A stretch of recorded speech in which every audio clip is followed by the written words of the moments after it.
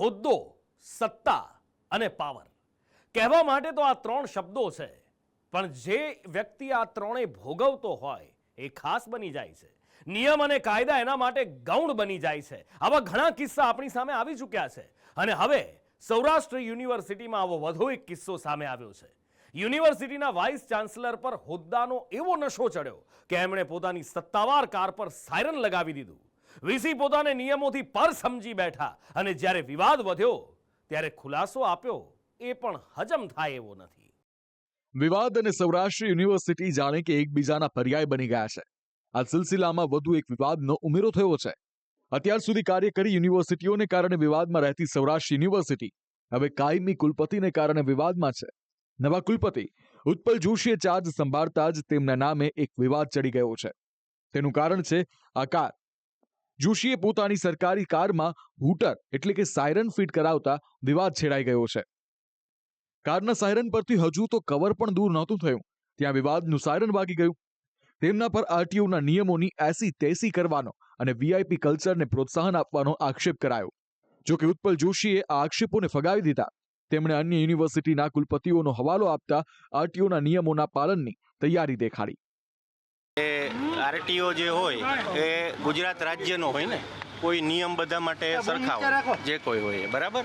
તો આ નિયમો બધા સરખા હોય એ અંતર્ગત બીજી યુનિવર્સિટી, આ સૌરાષ્ટ્ર યુનિવર્સિટીની કુલપતિની એકની વાત નથી, રાજ્યની ઘણી બધી યુનિવર્સિટી છે રાજ્ય એની અંદર કુલપતિની કાર ઉપર હૂટર રાખેલું છે.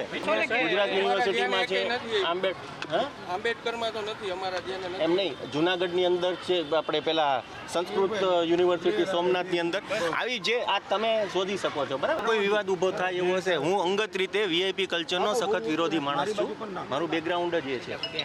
તો આની અંદર જે કંઈ બીજું આગળ સૂચના મળશે એ પ્રમાણે આપણે કાર્યવાહી એની અંદર કરવાની છે. મેં કીધું એ પ્રમાણે નિયમ મુજબ થશે.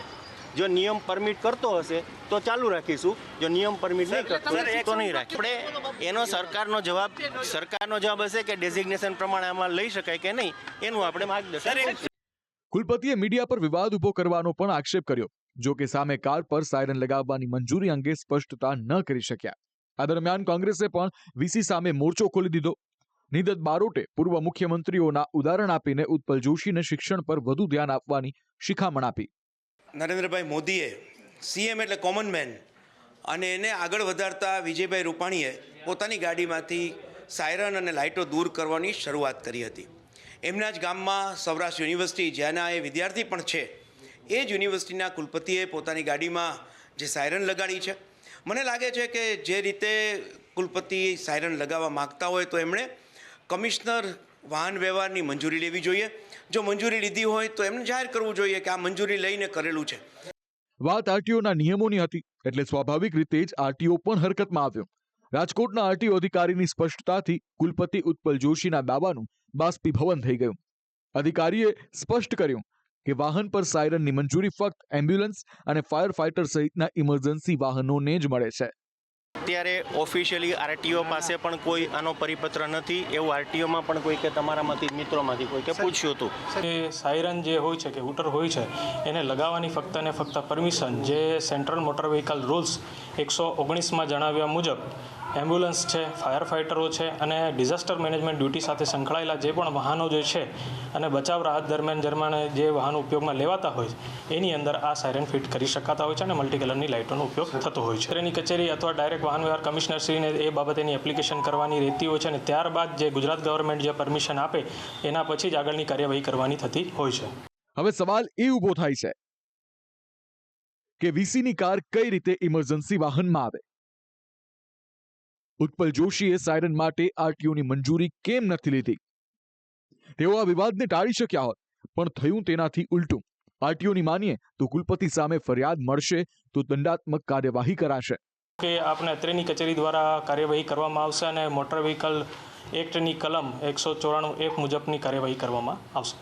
આ કાર્યવાહીની અંદર દંડની જોગવાઈ રહેતી હોય છે કે જેની અંદર 1000 રૂપિયા સુધીનો એની અંદર દંડ થતો હોય છે. હવે જોવું એ રહેશે કે આરટીઓને ફરિયાદ મળે છે કે નહીં.